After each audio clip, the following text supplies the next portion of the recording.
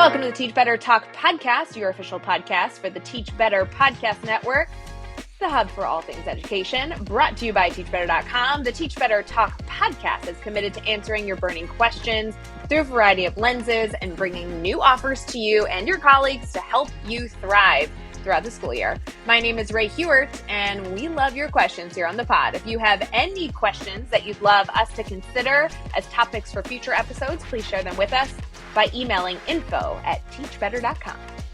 Our topic this week is all about marketing yourself, and today we're focusing on sharing your story. Not only sharing your own personal story, but how do you get the stories of others to truly get a full experience? We might even be able to touch on this in its use in interviewing techniques as well. So you'll definitely want to stay tuned for this episode. Special shout out to Megan Polke, who's a part of our team. She is an incredible educator, incredibly passionate about understanding her students' stories. She not only works with a number of different schools in the Teach Better family, but I really personally love when I get to watch her engaging with students because she works in the special ed world, and there's so many stories rich with information there to help us serve our students better. So huge shout out to Megan.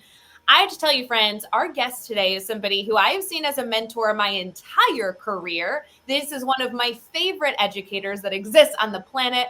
I can't believe I tricked him to being on the pod. Mr. Jim Broach, how are you? I am great, Ray. How are you? I'm so good. We have not caught up in 100 years, so we're going to be doing that on the pod today. And then also, I could not think of a better educator to bring on to talk about really understanding how to share and understand other people's stories, because I worked with you for years. I'm such a fan of your job, and you are so good at building relationships, not only with students and colleagues, but this is going to be so good. Thank you. Thank you. I appreciate it. It's going to be so fun. So friends, if you are not familiar with Jim Broach, Jim, I would love for you to share a little bit about what you do and what your career looks like these days. I feel like this will also be an update for me because I know you've bounced around. You've been in so many different education roles that will be able to give some good perspective during this conversation. Tell us a little bit about what you're up to. You bet. Well, the number of jobs I've had in education are probably too many. No, they're not. But I love it. And I think that's one thing that I love about my experience. It's really kept me fresh and just excited each and every day in the classroom. So currently I teach sixth grade social studies. But in the past, my roles in education have been seventh grade social studies, sixth grade language arts, fourth grade, second grade, fifth grade, administration for a little bit. And prior to that, I worked in an insurance company. So I have way too much experience for being 29 years old. I mean, really, it's amazing. It's amazing. Jim, though, this is what made you so fun to work with, is that you never approached any problem we ever had together when we were working in a middle school environment. You never approached it in any sort of bubble or tunnel vision. You've been able to work with so many different people and so many different leadership roles that's what makes you such a great educator and team member. Can I just giggle about the fact your sixth grade social studies, isn't that where we started out? I feel like you're back to the OG. I am. Yes. It's all coming back to in a circle. So yes, all back together, back to sixth grade social studies. Friends, I met Jim when I was student teaching. I student taught on his team under two incredible educators. And then I left for a year to teach elsewhere, came back, and then I was a colleague with Jim for a few years. And although I'll say I was a colleague, I really wasn't. Like, Jim was the man. He was the one that you just like wanted to please constantly. He was my mentor my first year teaching. Whatever. I was his sidekick. I was his assistant. That's what I was. We were a good team, weren't we? It may have been my favorite team I ever worked with in my career thus far. Like you and Jill Burrows, we had a fancy team. It was fun. So fun. So I know you've been able to do so much in your career. I just want to highlight, because I know we won't get back to it, or maybe we will, but it won't be like a focus. You're an educator that started out not in education entered into the field, worked to get that type 75 admin degree. And then I connected with you when you had said, ugh, administration stinks. I'm going back to the classroom. Some teachers are scared to admit that. I will admit, I could never be an administrator. That would be the worst job for me. So do you mind speaking to that very difficult decision for just a moment? You bet. And I think I want to go back a little bit further too, because I feel like I've always been a kid who's thought, gee, I wonder what I'm going to be when I grow up. And I still sometimes feel that way right now.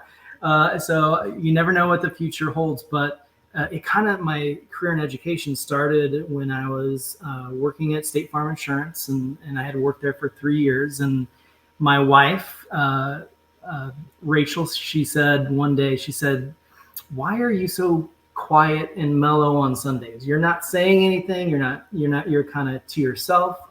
And I kind of thought about it for a while, and I said, because I'm not looking forward to Monday. And she said, if you feel that way, you need to make a change now. So she was really my inspiration to make a change. And I went back to school. I had a business degree, went back to school for education, and then got a job in education, teaching fourth grade. So, but then I continually thought about, okay, do I want to have that leadership role and be in administration? And so after several years, I think I hadn't gotten into administration until maybe year 12 or 13.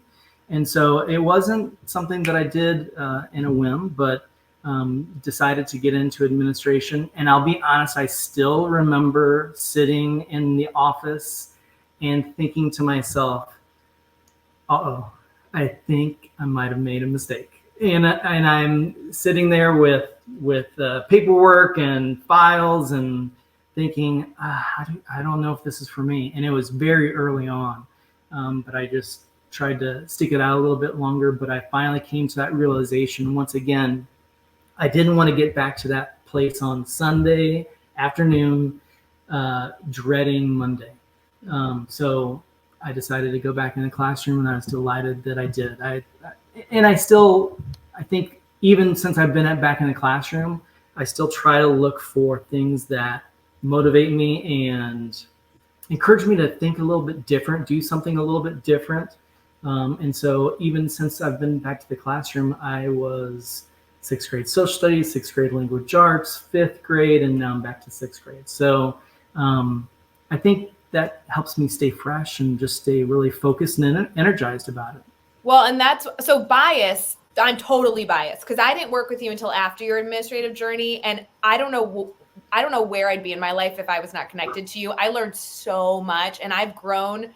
I even want to tell you, like, for like approval, I'm like, Jim, I've grown so much as a person. I swear, I'm not that young, always crying in the corner teacher anymore. I've learned, but I don't know where I'd be without you. So I'm so glad that you made that difficult choice that I know so many educators debate on if they're in the right position.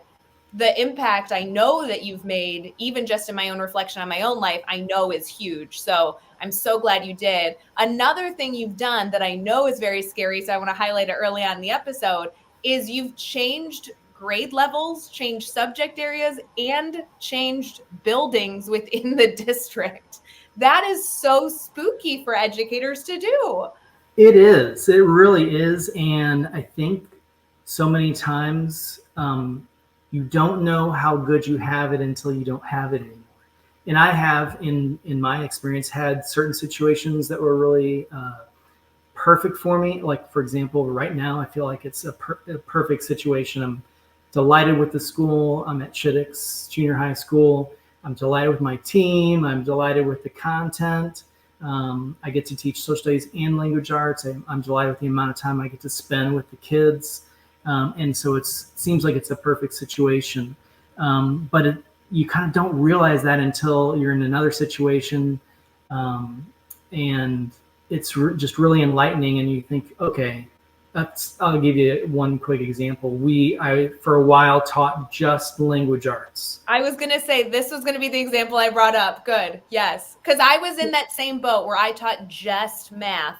We were in similar situations at the same time. That was really hard. I didn't like it. It was really hard. And now I personally love teaching the art of language arts, the art of writing, all that stuff.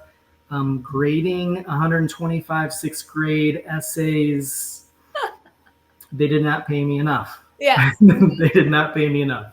So, but that was a struggle. And I also loved being able to see the kids at least in our district, when you were able to teach social studies and language arts with a certain group of kids, you saw them more than once and you developed that nice bond. And it's a really great, that's an aspect of teaching that I love. That's really important to me. Well, and we're talking today about really understanding you can't market yourself. You can't share who you are if you don't know who you are. So understanding your story and understanding even elements of other people's story, how you get that out of them is our focus. One of the first steps in this has to be, do you know who you are and do you know what you enjoy? And one thing I know you and I have in common, which I'm sure there's plenty of people that will disagree with us, but we're the wacky middle school teachers.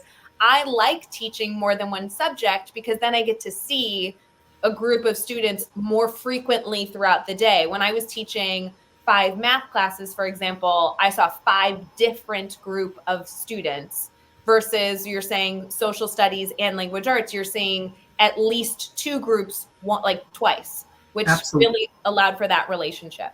And you see almost different students, even though they're the same, especially you with math. I'm certain that there were some students who were mathematically inclined, and so they might show something specific in your situation, in your classroom during math, but then you go to reading or writing, and they're very different students. And so I love seeing that, and I love seeing the different perspectives of the kids and the different ways that they interacted in unique situations.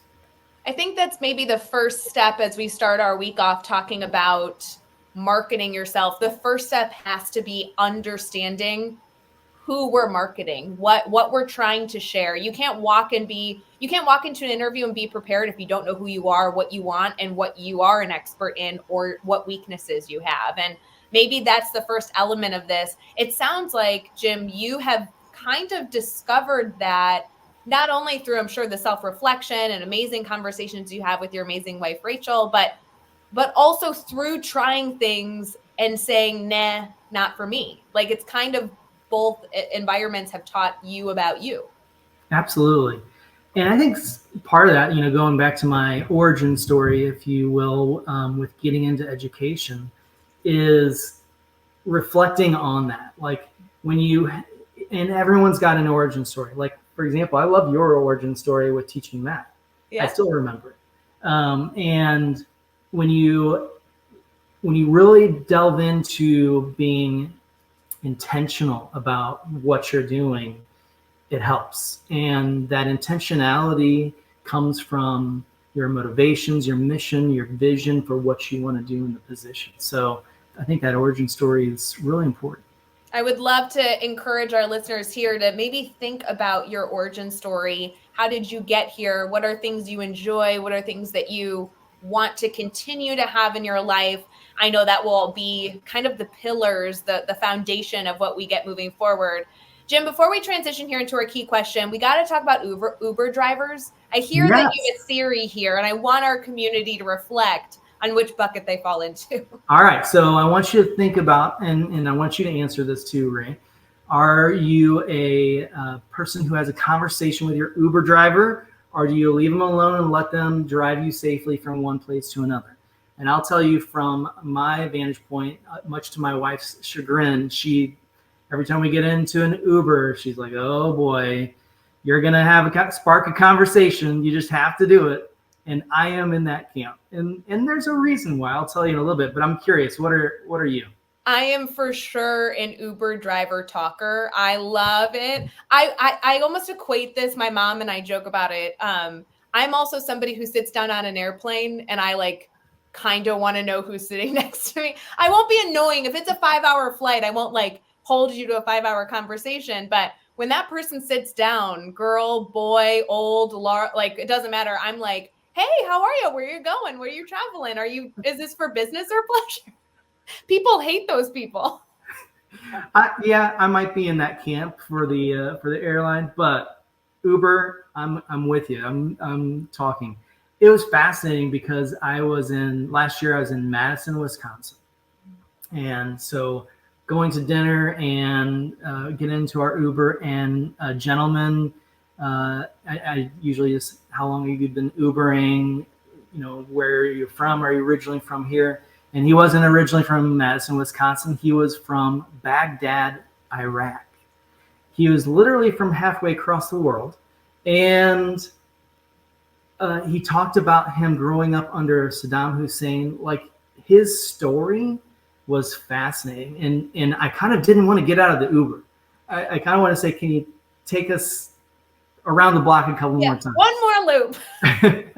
But it was fascinating. And from those experiences, like any Uber driver who really opens up and talks. I had one mom who's a mother of 5, and she did this on the side to, help support her family. There's always a fascinating, interesting story if they share. And I think likewise with interviews, you have to make sure others hear your story. What kind of story do you have? Because you have it in you. It's just you need to think about what's your story and how are others going to know about it. And I would love to challenge our community here. Don't just think about that when you have the interview. We can start thinking about that now, because even if you have an interview 3 years from now, you having an understanding of your story is going to really serve you, not only in that future interview, but also if you end up choosing to participate in an interview on the other side, where you're seeing if somebody's entering into your community, and or if you're looking to market yourself to somebody on social media or anything in between, like we'll get into this week. I will say, Jim, I still talk about you. Aww. I mean, all the time, you should know, like an embarrassing amount. Our community will be like, Jim Broach, we know that name. But one of the things I regret, and I tell people I regret this, I don't regret much in my life. I regret that as a new teacher, you told me, you're like, let's do a mock interview. And I was so scared. I wouldn't do it. I didn't do it with you. We talked about it. You offered it like 7 times, and you would have had so much knowledge to share. I would have learned so much. And I was such a scaredy cat. I was like, no way. I'll stink at that. I can't embarrass myself in front of Jim. So I'm so glad that years later, I'm like, okay, can we talk interview skills? What should I have learned 15 years why do you think I'm here? I mean, I'm ready. Let's go. Still ready for that interview. Friends, we'll be right back as we dive into your story, how we can incorporate that into interview questions and more. Stick with us. Quick pause to talk about the Educreator Club Plus community, supported by the Teach Better team. Are you looking for your people as a creator? You need a safe space with passionate educators that are willing to share their ideas, discuss relevant topics, and get access to valuable resources. As a creator, whether you're trying to sell on Teachers Pay Teachers, start your own podcast, become a blogger, or hey, even foster a side hustle, you definitely want to be a part of this community with specialty monthly events, office hours, and a resource library. Head over to the Teach Better Team Educreator Club Plus community to learn more. What is your story, and how do you learn about somebody's story when they're sitting right near you? Whether they're in an interview or they're just your Uber driver, what are some things that you want to get to know, not only about yourself, but those around you? Jim, we have a lot of different directions we can take this interview, or take this conversation, but interviewing is definitely something I know our community is interested in. You've been on both sides of an interview, both as an administrator or a teacher leader conducting the interview, and as somebody who's interviewed for different positions. Where do we begin this conversation when we're talking about building a story? I think you start with yourself and you think about what your story is and some of what your motivations are. I'm going to give you, we talked last segment about our origin story, and I want to tell you a little bit about my origin story for for falling in love with interviews and the interview process. So it's kind of an interesting story, I think. When I was a graduate of my first time around, I was a business graduate, and I was eventually hired on with an insurance company in Illinois. But this was my first interview. So I'm 22 years old, and I'll be honest, I was probably a little self-assured. I'm gonna go with that. So probably a little self-assured, but I'm doing the interview, and this interview was basically, will I get a job in the Illinois region, or will I be eligible to get a job in the Illinois region? So I'm interviewing with this gentleman. I still remember his name, Tony. And as I'm interviewing, I'm thinking, I am crushing it. This is going so well, I mean, no surprise. And at the end, Tony says, would you like some feedback? And I'm thinking, this is probably where he offers me the job. I can start negotiating my salary. I mean, sure, please give me some feedback. And Tony lays it out and bluntly says, I was not prepared. I didn't tell a good story. I didn't communicate and connect some of my qualifications and some of my past experiences. And he gave it to me blunt. So I'm listening, and I'm fuming. I am so upset. And it basically cost me getting a job in the state of Illinois with this company. And so I'm walking out. Of course, I said my polite thank you and walked out, but I was stomping to the car. And by the time I got to the car, I realized he was 100% correct. And I reflected a little bit on that, and I realized how grateful I am that he gave me honest feedback. And so then I took everything back to try to workshop what my message was, what I wanted to communicate to my employers. I totally changed how I did this. And it obviously starts with being strategic about what you're doing. And so I totally changed my approach. I eventually got hired on in Tennessee with this company. I knew that was the company I wanted to work for, but it was the beginning of understanding the importance of interviews, the importance of that first impression, the importance of making sure you're telling your story to others that I was completely unaware of as a 22-year-old. When you say your origin story, I know so many educators listening are going to reflect on their why going into education. And could we lay out maybe what are some key markers that they should be looking for to really understand what their origin story is? Because to your point, you feel so confident, it doesn't go well, and then you feeling a little lost. You made adjustments based off of the feedback you got, and then you were able to really be successful. What are some things that educators might be reflecting on to say, is this enough? Like, do I know my origin story well enough? Right. I think it's a lot about reflection. Now, I'll be 100% honest.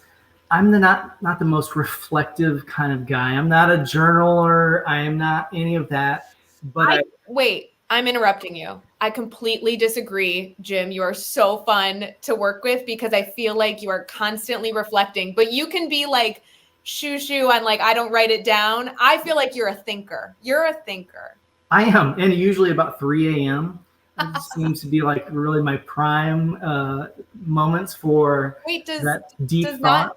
Friends, do you not all wake up at 3 a.m.? I'm a 2:30 person, but Jim, it's okay. You're a half an hour late. No big deal. Yeah, I sleep in. It's fine. But I think really thinking about your motivations, your missions, and I think go back I think the other thing that is really important for people to do is understand that the interview isn't just the means to the end. And so if you are preparing, I think, the proper way for an interview, you're kind of setting the stage for what your role is going to be like in the future. And you're giving that impression to your future boss, your future coworkers, and you're setting the stage for yourself too. So you can really say, this is how I envision myself within your organization. And you can make that a little bit more eloquent for them to see and for others to get that vision as well. Yeah, I like that reflection there. I think if you're currently thinking through your origin story, it's typically a moment or a series of moments in your past that built up certain characteristics or enjoyments that you've learned you have. There's some sort of present moment, like something that you're seeking, looking to accomplish now. And then there's that long-term vision of, this is where I really see myself. And it's either see myself in this company, see myself on this team, or see myself in the field, if it's a little bit more general. But I love that story that we can all kind of work to make perfect is dedicated to getting to know who you are as a person, not necessarily only your resume qualifications that they already have in front of you during the interview. Right. And I also want to stress too that the origin story doesn't have to be like a superhero origin story. I love my superhero origin stories, Spider-Man and Batman, and it's fascinating. I love that. And many people gravitate towards that because it's defining, right? And so it defines that person, that person's character, and it doesn't have to be that grand for you. So for example, when I was working for this insurance company, my origin story for that was my father worked for the same company. And I knew that it was a great company. They treated their employees well. My father just adored the company that he worked for. And that's a pretty amazing thing to see. And so naturally I was like, that's the company I want to work for. I found out that no, I don't want to work for that company. It took me going through college and 3 years of working there to find what I really wanted to do instead. But I don't regret it at all because it led me to who I am now. So once again, your origin story doesn't have to be grandiose. It doesn't have to be awe-inspiring. It can be something very simple. Yeah, I really like this. I hear a lot about educators are being encouraged to remember their why. I really don't really like that statement, but I do love the idea of an origin story helping make that statement a little bit more meaningful. Not only the why, but how it also is a part of all this. So if we flip the script and say, okay, an origin story is so important, and when you're in an interview, you want to make sure you ask questions to the person you're interviewing, in like questions that would get you information on the type of person they are. Do certain questions or strategies as you're conducting the interview come to mind? So you're talking from if I'm interviewing a candidate? Yes. Yeah. So you're the interviewer, not the interviewee. When I've been on that side, I look for examples. Give me concrete, crystal examples of who you are. So if you say that I'm organized, driven, and enthusiastic, okay, that's great. Tell me why. Give me some reasons behind it. Because my students right now will tell you that I'm not organized. They have one look at my desk. They know I'm not organized. So you need to give concrete examples. Instead, I would say I'm creative. Ooh, I was going to ask you if your desk was still the same as when we worked. It's bad. I need help. Friends, it's not. That's actually something that I want to highlight, though, even though it's so off topic. There's so many teachers that have maybe an unorganized desk that are so, that's so negative in so many people's minds. Friends, if Jim Broach can rock his life and have an unorganized desk, it must not mean you're a hot mess. I don't know. That's what it must. I do. It seems to me in the last 5-6 years, I've had students who I've asked, you have your classroom jobs. Will you help me take attendance? Will you help me do this and that? and I have, hey, can you like remind me when I need to organize my desk, and then I have usually a couple eager students that are like, oh, you want me to actually do it for you? I'm like, sure. Can you just throw everything in the trash, or are there piles that need to be made? That's a good key. Like, you need to purge sometimes. My wife is a great purger. I am not. I'm a hoarder. My desk tells me that. So good. Friends, we can continue talking about interviews, but I also want to make sure that if you have specific questions, you're able to reach out to Jim in those moments. Before we transition for some major takeaways and some contact information for the one and only Jim Broach, I have one question for you, Jim, and I think I give you credit for this. I don't know if it was your words, so I would love for you to Broachify it.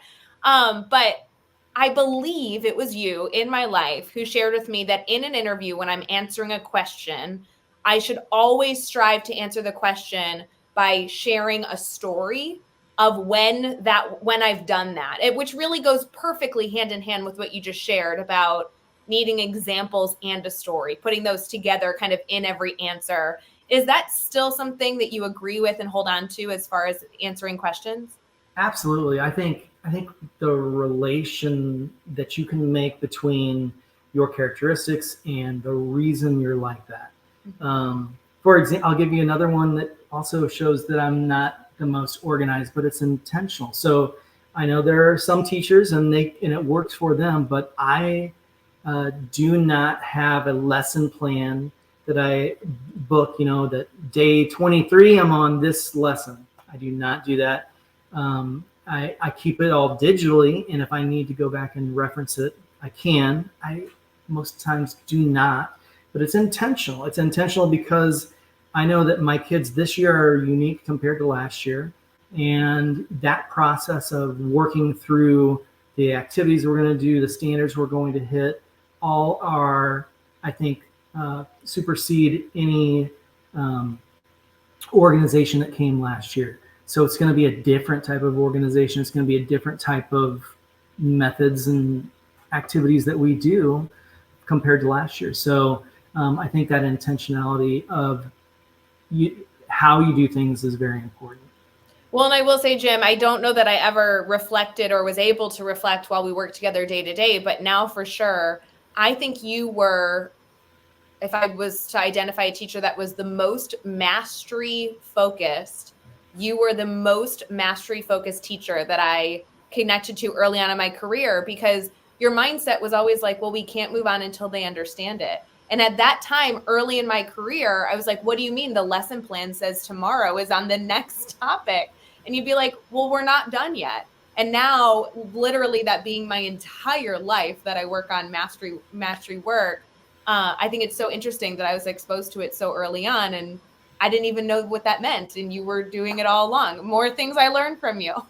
Well, I think that flexibility, and once again, that kind of goes back to things that I do this year might be very different than the previous year. You've got to have that flexibility for the type of kids you have and what works with them, and just make those adjustments. That's a key part of teaching.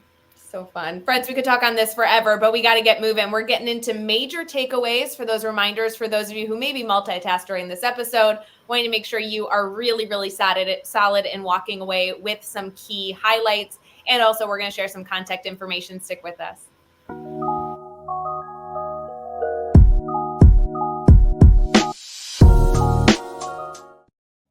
Getting to know your story and getting to know other people's stories strategically is extremely important in understanding how to market ourselves to the world, to our students, to each other, and everything in between.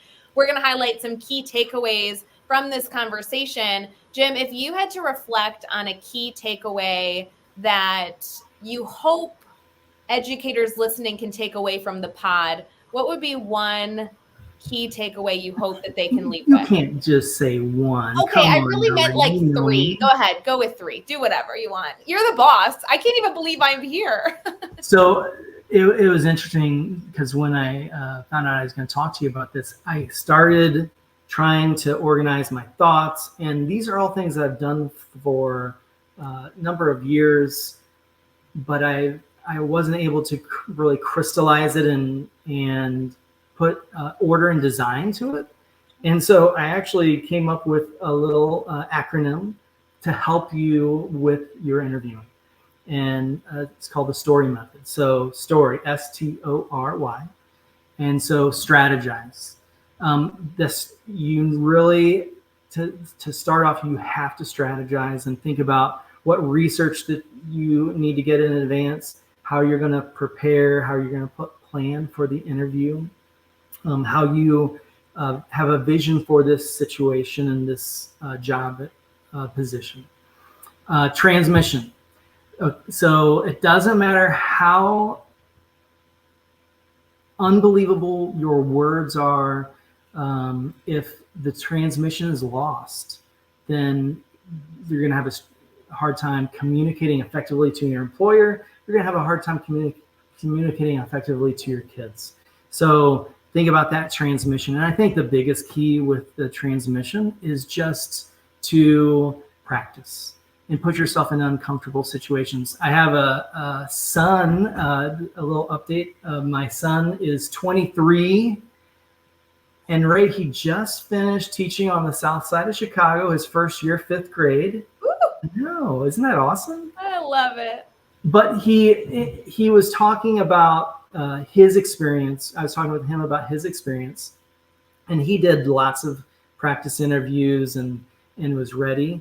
It was interesting though, because he was practicing with me. He was practicing with his grandfather. He was practicing with people that were very familiar. And when he went into that first interview, he said, admittedly, he was like a deer in headlights, and he wasn't practiced at being in uncomfortable situations, which in an interview absolutely is. And so I think it's really important to kind of think about that practice of transmitting your information, your key information, in an unusual, uncomfortable situation. Origin story. We talked about the origin story and how important that is. And once again, it doesn't have to be monumental. It just has to have a reason and purpose behind it. And it can give the interviewer a little bit about you that isn't obvious from a resume, isn't obvious from just casual conversation. And so that origin story, I think, is really key to think about. Relations. And when I say relations, how are you relating things that you've done to some of your characteristics? So, of course, they're going to ask you, what are 3 characteristics that define you? They're going to ask you that, right? And so you should have not only those characteristics ready, but you should have examples of how you're relating creativity towards. So give me an example of when you've been creative in the past. Give me an example of how you've been creative in the classroom with your lesson design. So making sure you're relating all of those characteristics to real world examples. And then the last one is you. So it takes some reflection. You need to think about how you see yourself in that role and how you want others to see yourself in that role. Earlier, we talked about, don't think of the interview as a means to an end. Think about the interview as a vision for what you're going to be in that position. And if you can do that and realize the interview is bigger than just that 30 minutes to an hour, it really might define how others see you in the future, how your boss sees you in the future, how your coworkers see you in the future, and most importantly, how you see yourself in the future in that position, in that role. And so thinking about how you want to be seen and want to be viewed from others is perfect. So many great reflection moments from this. Everyone's going to have to listen to this twice. If you made it this far, we definitely have some details for you that you want to make sure you grab. Jim, if anybody here wants to connect with you, wants to maybe have a mock interview with you or ask you some questions, how can they stay connected? You bet. They can always email me. And to be honest, the reason I enjoy doing this is I love hearing about people's stories. So that is something that I'd be more than willing to do as far as mock interviews or some discussion about some of my thoughts about interviewing. broachjc@gmail.com. can I still do my mock interview with you? I mean, I know it's been like 15 years, but like, can I still do that? Yes. I'm going to charge you 3 times what the going rate is. As you should, because I mean, geez, with the interest these days. 3 times 0. It's a bargain.